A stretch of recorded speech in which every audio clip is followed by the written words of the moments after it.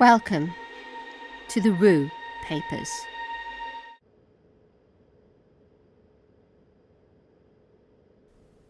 Hello, future researcher. I can't keep calling you that. How about FR? Is that okay? FR. Okay then. FR. Well, I've been trying to get hold of Rose to ask about the people I saw down here, but she's been avoiding me. That's not a new thing. She often avoids me. I don't think she likes me very much. I'm a bit too mouthy for her. A bit too... I don't know how I haven't got sacked yet. I don't mean to be rude, but some of the people that come to Ellington Library, it's a private library, so they've all paid to be here, and by God don't they know it. Still, I like the books. Not just the ones in the fiction section. There's a little historical section too that I'm allowed to look after. They're all old books, you see. Nothing published this century, I think. There's all kinds of subjects. There's Victorian guidance for young ladies and accounts of travels in ancient lands long before trains and weird little alchemy texts. I could just get lost in the books. One day, they'll allow me to work on the first floor where Robin and Elena work. That's where all the interesting books are. The ones about ghost stories and monsters and curses. They say the books are too fragile to be handled incorrectly, and apparently I'm not good enough. I look after my section perfectly well, but... And as for the attic, where the manuscripts and the old papers are kept, I'll never be allowed up there. After the story I read you last time, I tried to creep up to the first floor to see if there was any mention of anything in the case, but Rose caught me and sent me downstairs. She was very nice about it. Rose is never nasty, but very firm.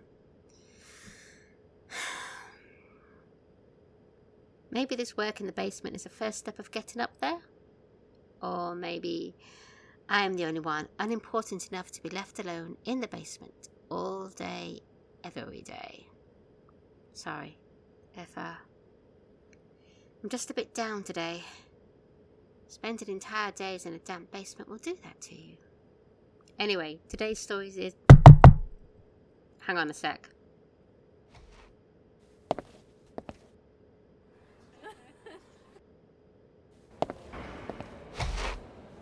That was Elena. Apparently Rose has locked herself in the attic for the afternoon to do some really sensitive preservation work, and we could do whatever we like without her watching over us. Elena was offering to get coffee. She's sweet like that. I asked if I could go up to the first floor, but Elena said no. Rose would know. Somehow. Okay. Today's case, chosen at random. 9th of December, 1943. We report into the events following the sinking of the British submarine HMS...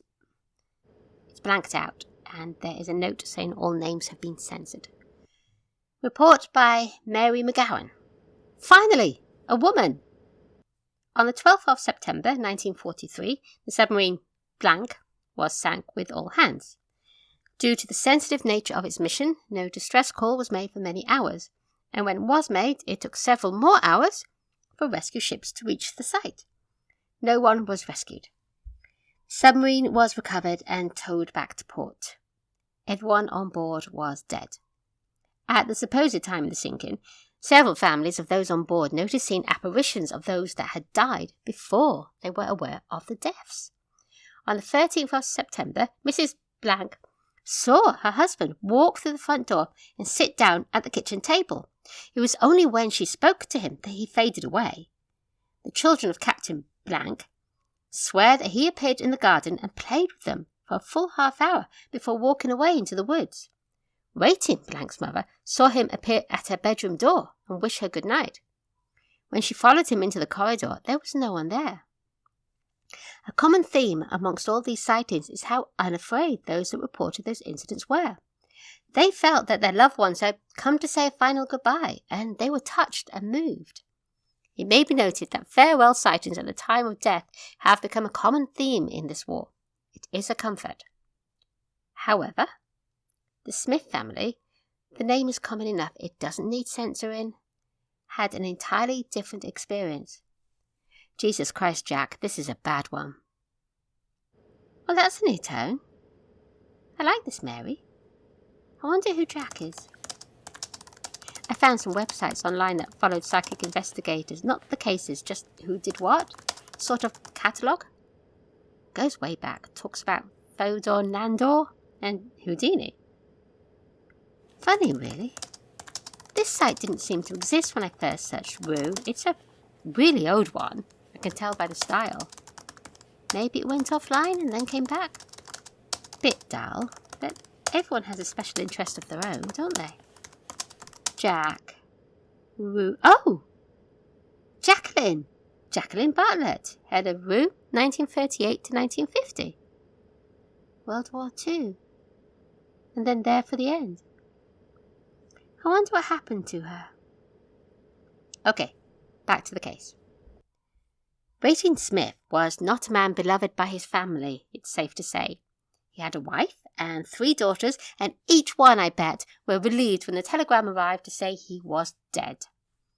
They admit they went to bed light of mind and not sorry. The only mourning was a sense of the loss of the life they could have had if he had died much sooner. That's the night it started, though. So, first sign was a fairly standard one, knocking on the wall. 3 knocks. Bang, bang, bang. Mrs. Smith, who is a calm, sensible woman, has lived through 3 years of bombing and air raid shelters and everything else that comes with living in London in this war, sat up and listened. She felt it was coming from the wall above her head. Her house was an end of terrace one, and there was nothing behind the wall. Still, she checked on the children, and they were quiet, and the knocking died down after a while. She assumed it was something wrong with the structure of the house. Bombs have fallen nearby, and the house has been shaken, so this is an entirely plausible explanation. Except, a fault in the house structure would be more random. The knocks came back the next night. Mrs. Smith, being a sensible woman with a logical mind, as I've said, it's nice to have a witness we can rely on, noted down the time and the number of knocks. 3 knocks repeated 10 times at 2:43 a.m. The same the next night. By this time she had discarded the fault in the house explanation and considered perhaps it was a train. You know that area of London is crisscrossed by underground and overground trains, or some sort of anti-aircraft gunfire? She went round to the neighbours to see if they had heard anything. Of course, not a thing. And then, being a woman who knows a few things and has heard a few stories, she decided to follow a different path and went to the wives of the other Raytons and crew. She didn't tell them anything at first, but led into the conversation of messages from our beloved beyond the grave, and then noted what they said. All in all, she investigated beautifully. We should hire her, Jack. No one had heard anything like the knocking, but one of the other wives said that she had felt a cold wave wash over her at 2:43 on the night the submarine sank, and had heard later that was the time of death of some of the sailors who were trapped in there.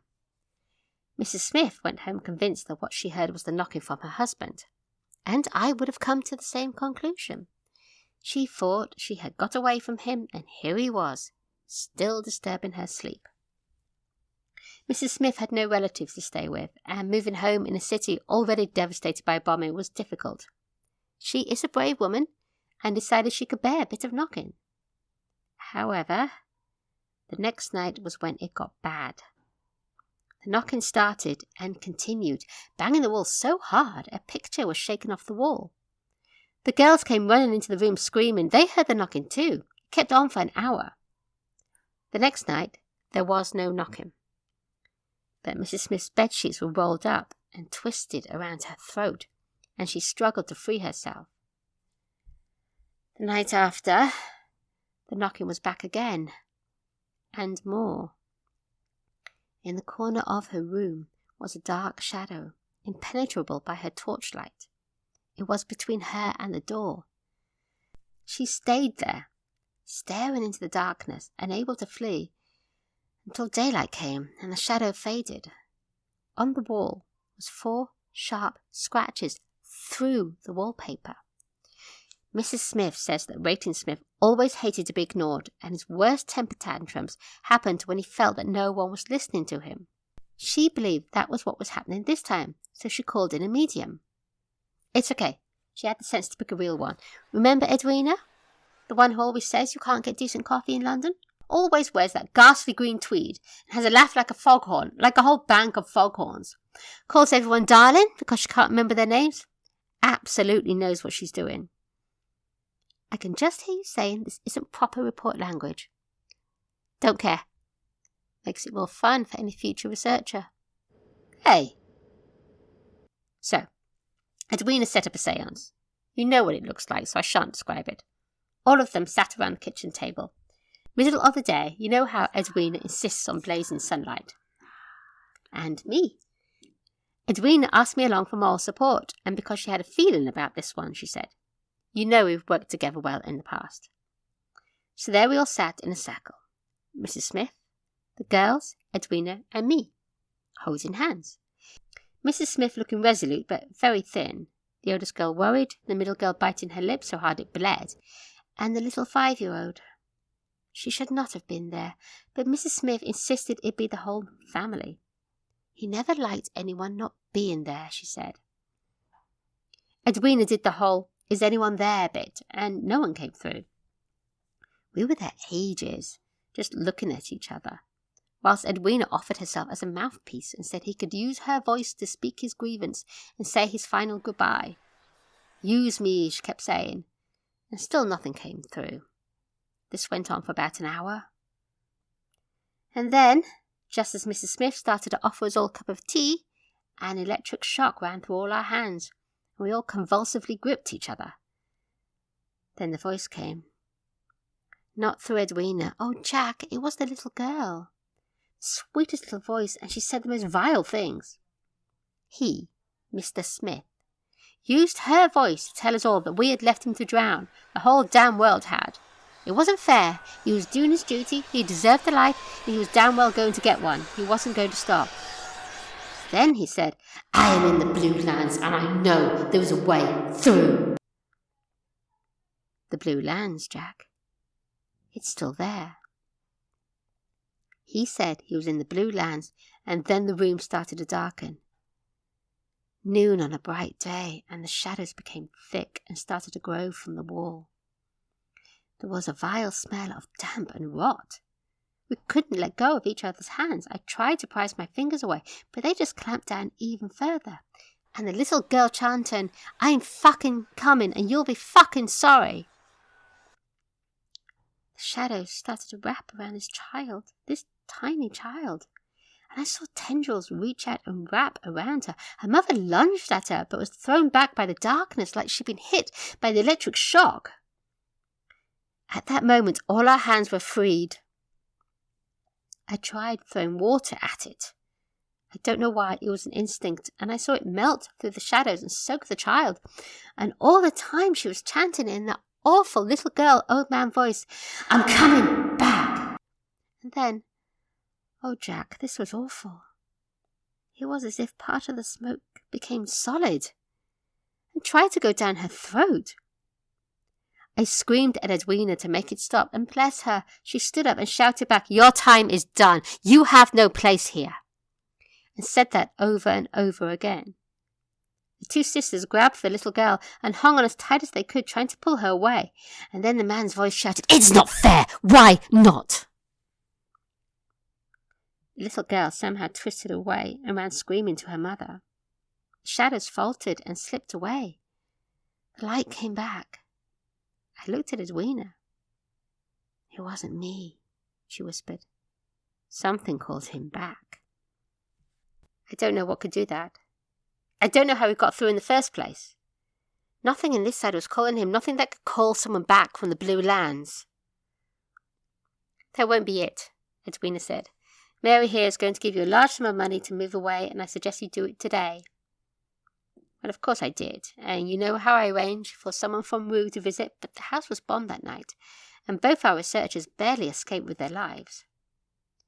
And that would be the end of it, but the little girl, She was all sweet and scared and brave, and as we left, I knelt down to give her a hug.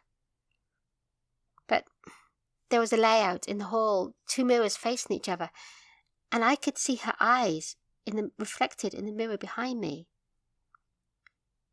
They weren't a little girl's eyes at all. They were cruel.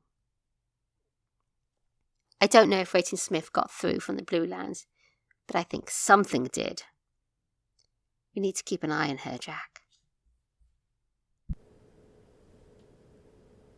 Phew. That was intense. What the hell is this Blue Lands? Can't really find any references to it. Nothing that seems like it would fit. The phrase does sound familiar, though, like perhaps from a children's story. Something I learned when I was little. Wait, what the hell was that? I heard... Wait. I rewound the recording. I heard... There were whispers. What sounded like whispering. Behind me. I have to be logical. I'm in a basement. There's wind whistling through the bricks, and paper everywhere, and gas, and hot water pipes, and probably rats. And my mind is just sensitive because of these ghost stories. But it's nothing. Nothing. Back to it. Right. Bloody hell. Hang on, it's the door. Say us. It was Elena with the coffee. That made me jump. Maybe I'm too engrossed in all this. I mean, I read these stories and the admin and the staff roles for Rue, and then at night I do research. I want to know. I keep thinking of what Daniel Millington said about being cursed. Could reading these stories curse me? No, that's ridiculous. I mean, these are all good stories, but what actual proof have I found? I need to go out for the day. Take advantage of Rose's absence to go and sit in the sunlight.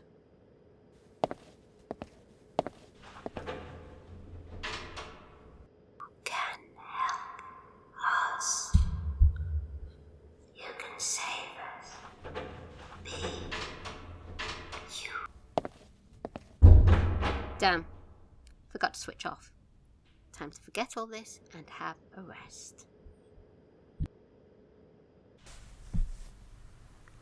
And I'd like to thank my first Patreon member, John Hawkes. Don't forget, if you're a member of the paid Patreon tiers, you can get early access to episodes, plus bonus mini episodes every week. Thank you for listening to the Rue Papers. Created, written and performed by Emma Butler. For bonus materials, please visit my Patreon.